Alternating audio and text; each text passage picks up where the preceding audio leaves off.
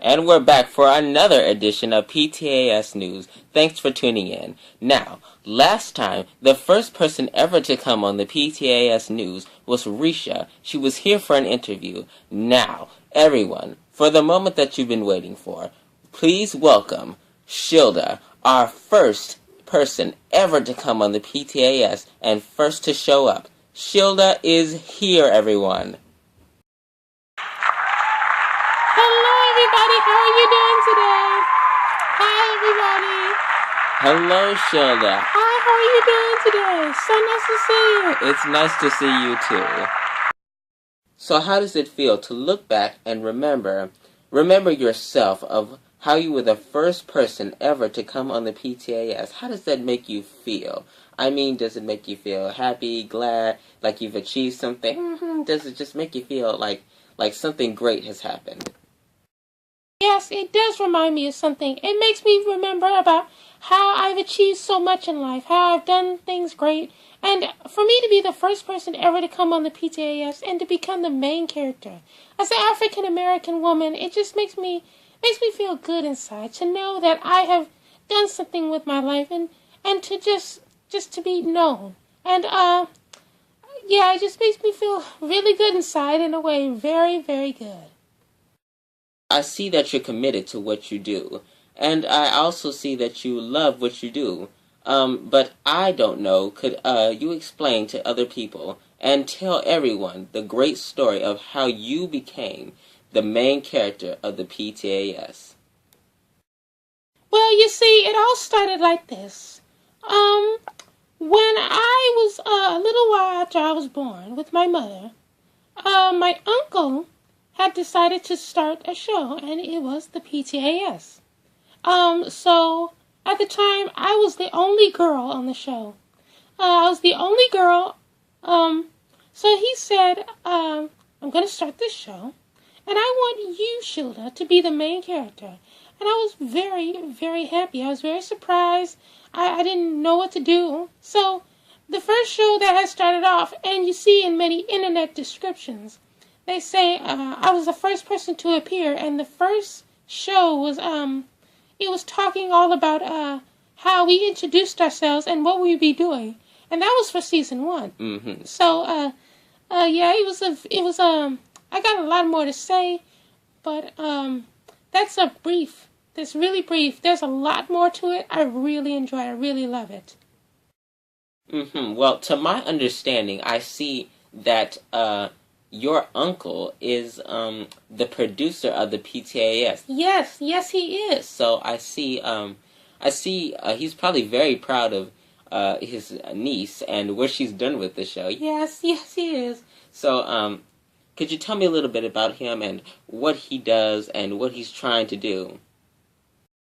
Well, ever since season 1 started, my uncle has been trying so hard. Yes, he is the producer of the PTAS. He's been working so hard for this to happen. He's been working since season 1 to season 3, which we are on right now. Mm-hmm. So he's been trying so hard. But Jason, you know this because you're on the show. Yes, I do, but just for the other people who don't know. Okay, so yeah, he's been working so hard for so long.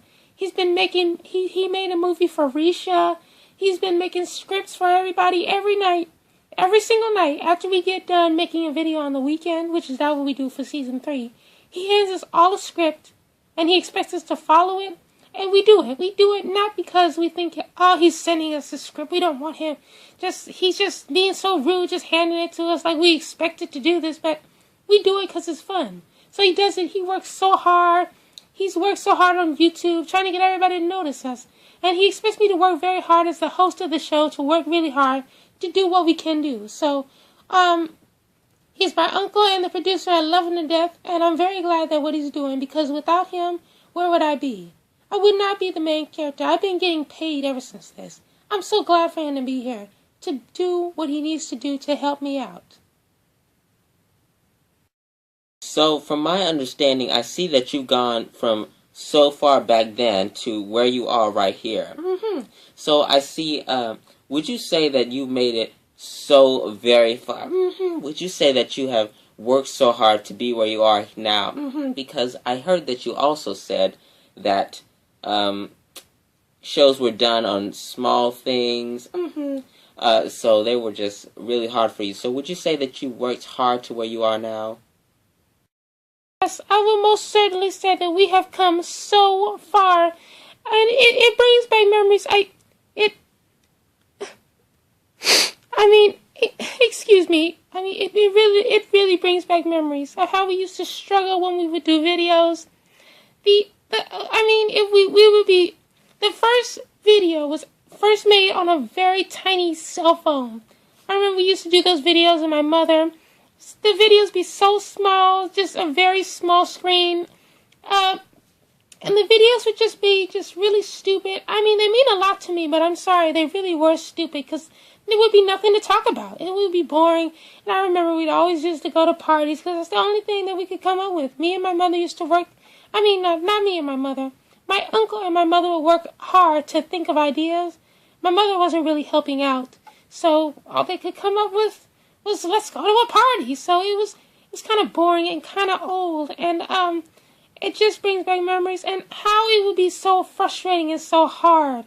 Of how I remember, if we did any videos and we would upload it to YouTube, and it would be past 15 minutes, it would just be so depressing and sad, because we would think we worked so hard on that video, and at the time we couldn't go over 15 minutes. So since if we did go over 15 minutes, then we couldn't upload the video, and it would be very sad. So we couldn't do cut scenes like this video right here. We can't do cut scenes, and it would be frustrating. So if we made a mistake, it would look ugly and it would look messed up. And now we can do all those things. So I'm so glad. From season 3, we've come so far. It's been a long time coming, but change is gonna come. Yes, I see you certainly have come so far, and you worked so hard. I'm sorry that those tears had to come to you. It's alright. It comes now and then. Yeah, I see. Yes, and I see that you had used to go through struggles, but it's come to an end, and you're doing better, I see. Yes, I have. So when you just said the last words, you said it's been a long time coming. And it reminds me of Risha when she was singing. And I also heard that Risha was going to be singing on a concert, and she was going to be singing that song. Yes. And she said that you were going to sing with her. Yes, I am. So could you tell me a little bit about that? Or could you go ahead and please sing some of that for the audience? Oh my God, Jason, are you serious? Please, Shelda, we're cousins. Do it for me. Oh, man. Oh. It's been too high living, but I'm not afraid to die. Long as I know what's up there, I know what's up there beyond the skies. And it's been a long time coming, but I know change gonna come. Wow, Bruce, I'm sorry. You sound so much like her. Yes, well, thank you. Thank you, Shelda. That was absolutely wonderful. It was actually really good. I actually really enjoyed it. Well, thank you so much. So I don't know this. Even though I'm your cousin, I don't understand why. Whenever you and Risha go on stage and sing, you all always have different voices. Like Risha's voice might become a little deeper, yours might go really deep, or might get a little high. Yeah. So can you explain to me why that happens? And tell all the people who don't know this, just explain why this happens. Well, all of you are probably wanted to know why. Risha's voice changes when she does performances. Me and Risha have been singing for so long. We haven't never been to church ever. But one day when I was sitting down with Risha in the living room with Mother, we were watching some gospel because Mother had left it on the channel. So we were watching some gospel, we were watching some people sing in the choir, and we were like, those people changed their voices, and they start jumping around, and it's like Fantasia. So like Fantasia and her mother, they dance around, they jump up and down and start screaming, because that's what they do in church. So me and Risha, we started copying off what they do in church. So since we copied off what they did, we started doing what they do in church, and it looks a little different. So me and Risha's voices change because we get so far into the music. We just love it so much. It just gives us this oomph inside the music. Just makes us move, and our voices change. And that always happens all the time because it just moves us inside the music. Mostly because we used to listen to a lot of gospel before we came on the PTAS. Well, I see that you both have certainly changed a lot. In a way, you could say that. So I'd also like to know the answer to why both of you, you and Risha, that's no doubt about it. Both of you can sing. Thank you so much. Well, you're welcome. Both of you can sing. But Risha is more of a singer than she is an actor, and you're more of an actor than a singer. So could you explain to me why you both do what you do, and why you act more than a singer? Since singing is all in your family, since that's what I heard from Risha, since singing is all in your family, why you do more acting than singing?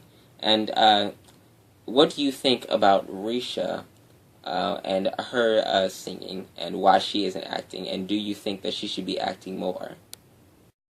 I think the reason why I act more than I sing is because my uncle introduced me into acting so much, because he introduced me to the Plush Toy Animal Show, PTAS. So I was so new. I was just so into acting. Just acting on stage. Just, that's why I do. That's what the PTAS is. We act. And then I explained to you earlier how me and Risha saw gospel.